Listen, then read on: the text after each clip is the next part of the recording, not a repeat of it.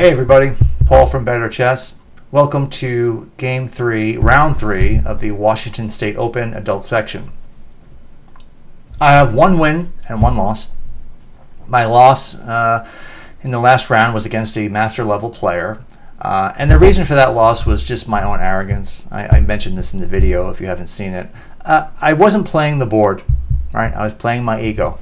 I was making believe or thinking to myself that my moves, knight c5 idea was such a good idea that I had to do it at all costs.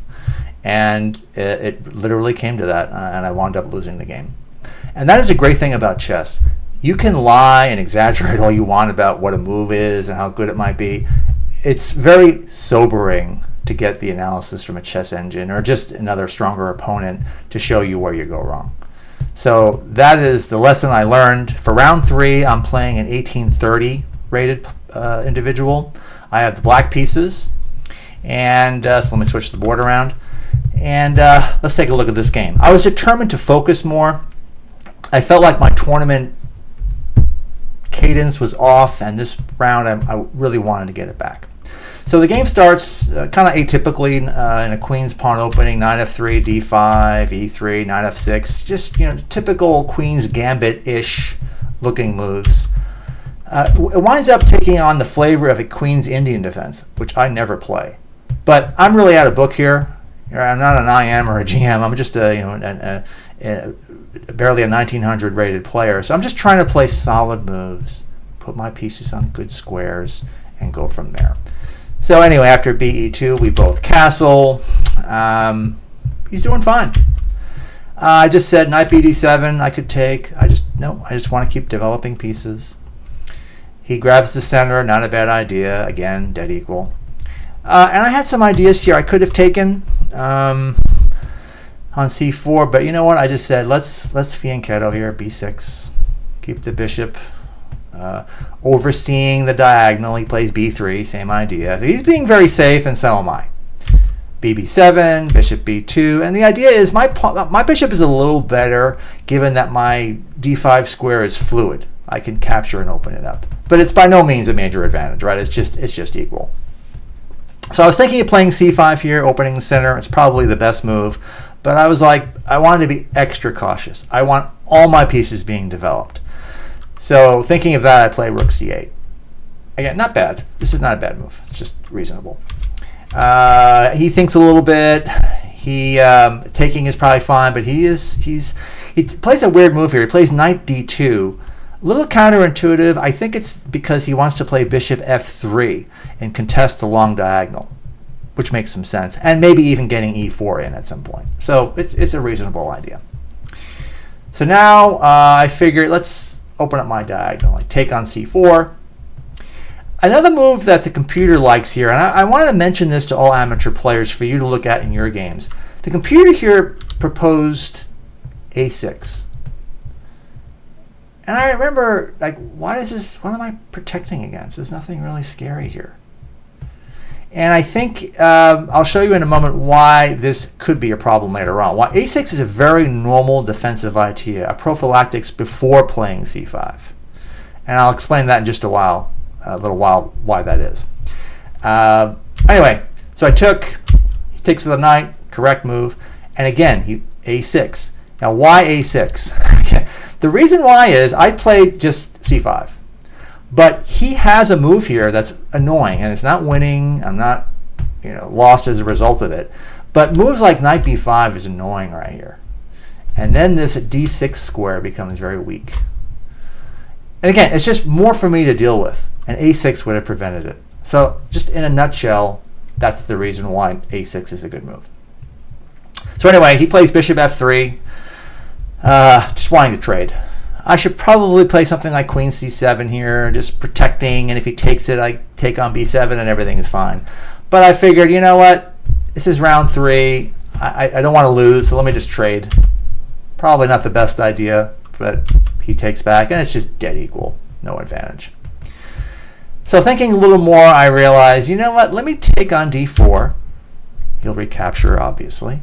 And my idea is twofold here. One, this is a bit of a weakness. He can defend it 10 times over, but it's going to be a glaring weakness for him the entire game. Number one. Number two, I want to occupy and control this square. That's my strategy. Just, short range, but I want to have that come through. I also want to develop my f8 rook and a few other things, but that was what I'm thinking of. So I begin by playing bishop b4. An okay move. I want to take the knight, right? So I can take the pressure off of d5. He plays not a great move here, a dubious move, a3, which, he's helping me. Yes, I want to take on c3, so I just take it. He takes with the bishop, and I have a little advantage. Why? Well, knight d5. And look at this knight. I have all kinds of threats. I'm threatening to take on c3 and playing b5, pinning the knight, and I have all kinds of legitimate issues for him to deal with. In addition, the knight can't move because the c3 bishop would be taken. So he sees that, and he plays bishop d2, removing the bishop from danger. Makes some sense. There are some ways I can put pressure. One of the ideas is to reroute the knight. Stockfish likes that. Knight b8 to c6. I'm not going to get too deep into that. I just said, you know what? Let me just play an obvious move. Let's just play queen f6, trading the pieces, and I will then bring my f8 rook into the game, as so on, and then I keep some pressure, and just have a slight advantage. It's probably equal, but let's just see how that works out. So he says, fine, let's trade. Takes. And I have a slight advantage because my pieces are a little more active, and that d4 pawn inhibits his bishop. That's really the only reason I have anything here. So he plays rook ac1, a reasonable move to contest the file and just put your rook on an open file. But he allows me to take the advantage here, and that is by knight e4. I get a free tempo on the bishop, and my knights are now becoming very active. So he plays a kind of odd move here. He plays f3, weakening and really allowing me to take this problem piece. And I take it. Right? Knight takes d2. This is a blunder. He takes back. And I have a winning move here that I just don't see. I shouldn't say really winning, but a very strong move. And that is knight e3. Right? And the idea here is, he has to move. I could play a move like knight c2, and I'm winning either the rook or the pawn, and I have a nice advantage. But I don't play that. I play a different move. I play knight c3. And I'm thinking, well, this is the same thing, right? I get to play knight e2, check, and I can win either, this or this. Again, that's very short-sighted because he plays the right move, king f2. But I calculated this, actually. I looked at a few different ideas, and I even said to myself, well, no, I'll just play knight b5 and win the other pawn. That's true. However, he has a move here that I didn't really calculate. And it's a good move. He's going to lose a pawn here, so he should have played a move like this, d5, liquidating the pawn. Right? And after takes, he can defend, and this pawn is now a vulnerability as well. Right? And I have an advantage. I'm still up, but it's a little harder for me to push through. Okay? But anyway, he didn't play that. So on knight b5, he just takes. And again, trading is not good when you're about to lose a pawn, so he didn't understand this at all during the game. And anyway, he plays knight c4, and I said, okay, I'll just take the center pawn. Fine. He plays rook d1 to attack it. I thought about just grabbing on b3, but that allows rook d7, and I wasn't too thrilled about that. I mean, I could play this. Then he gets a lot of activity. I have to get a escape square from my king. He comes in with all his pressure, right? He's winning at least a pawn, and I'm still better. But even after f6, look at all. It's just, it's a mess. a5, and I'm fine, but it's very complicated. So anyway, I didn't go there into that move. So after rook d8, after rook d1, I play the right move, which is rook d8. Just stop any infiltration. I want to get my king in the game because we're in an ending. And that's what you do. So he plays a4, keep my king in the game. I want to go to e7, protect my rook, reasonable. And then he plays a weird move. He plays a5. I'm not sure I understand that. I just play b5 and kick him. He plays back. I play king e7 to prevent any pins from the knight capturing on b5. And I'm winning here. I have a decisive advantage. So he plays b4 to protect. And then I play a really good move here. I thought a long time on this move, and I play a very strong move that even the computer likes. And that's rook d6. Why rook d6? Well, I want to continue to protect my knight, but I also want to get my king active to go to d7, right? And get closer to this part of the board, because these pawns can be problematic if they're pushed at some point, if there's a breakthrough.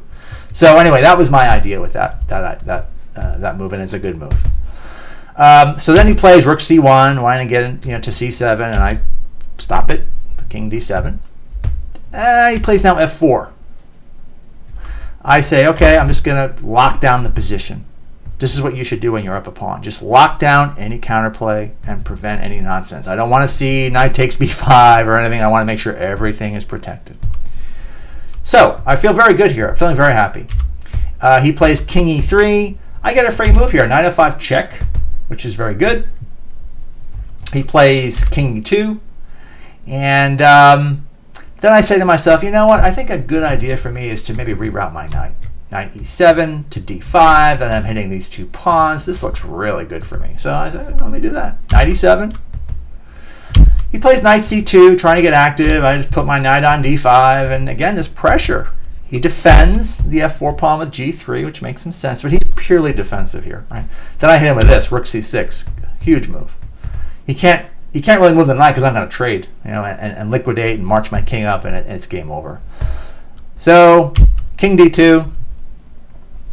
I play smart here. I'm sitting on my hands. No major mistakes.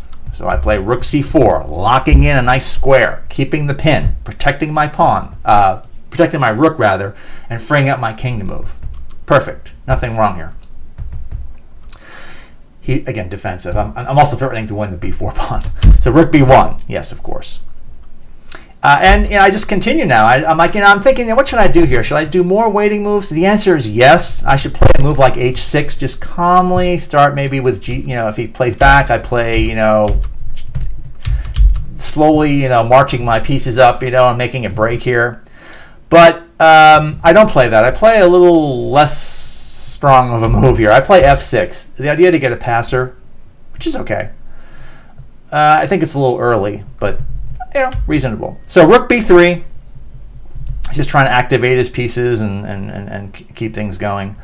And then I start with e5, which is, again, okay. In case we have it as my passer. It's coming along very nicely. So then he plays knight e3. And so I said, let me check him.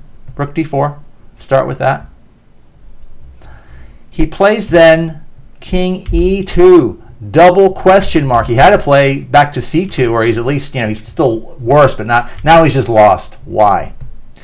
Well, unfortunately, I just missed this move. Rook e4, and he's lost. Why? Well, what does he do? Make a move. I just trade, and this is a one king and pawn ending. There's nothing he can do.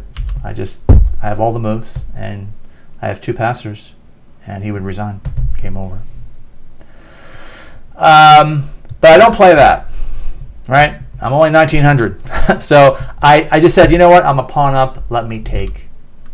Knight takes e3. Again, this is still winning, but it's not crushing, right? So he captures with the king.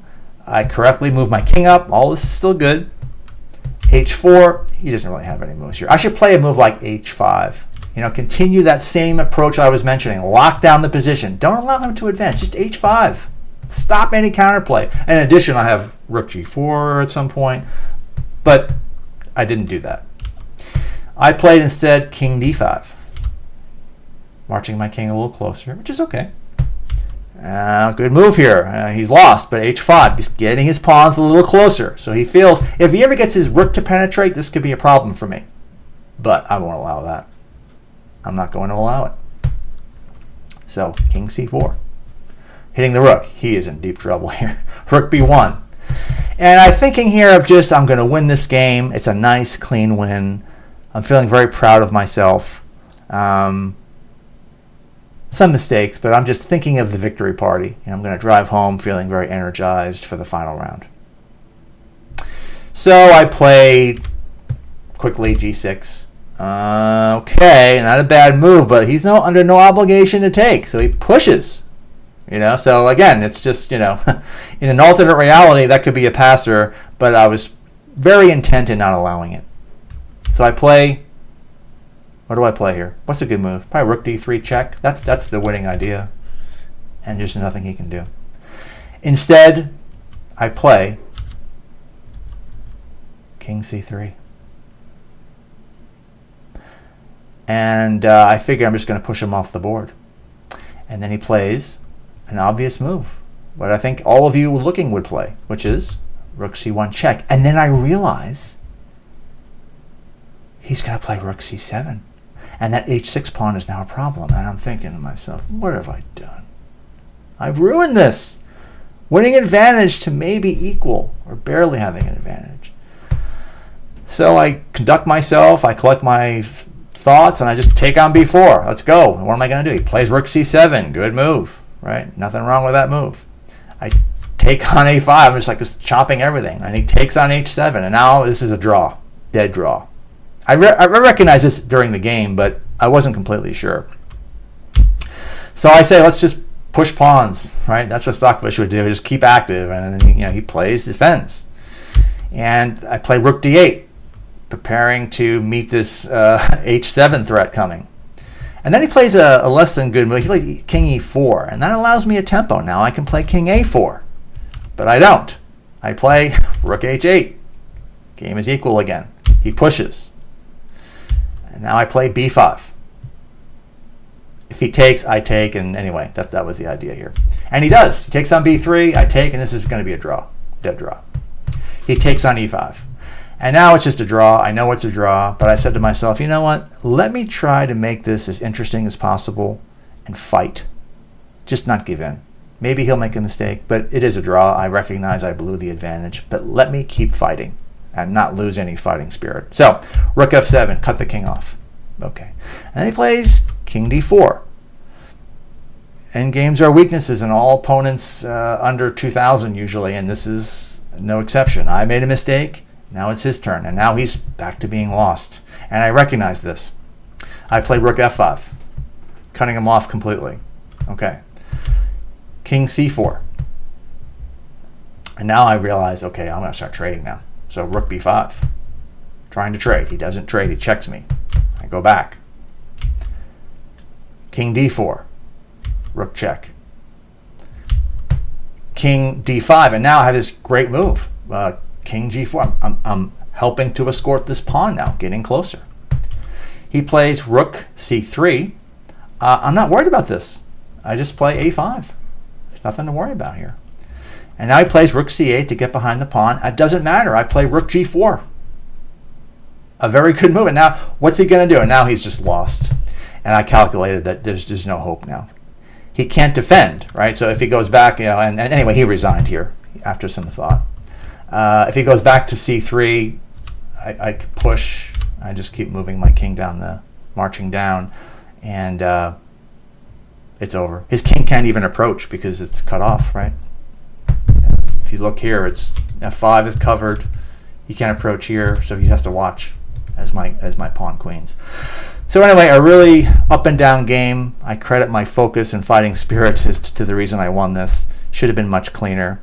But I have one more round left, and I have now 2 out of 3 I've won, and it would be nice to win 3 out of 4 with potential implications of getting first place. So, thank you for watching, and I will see you in the next video.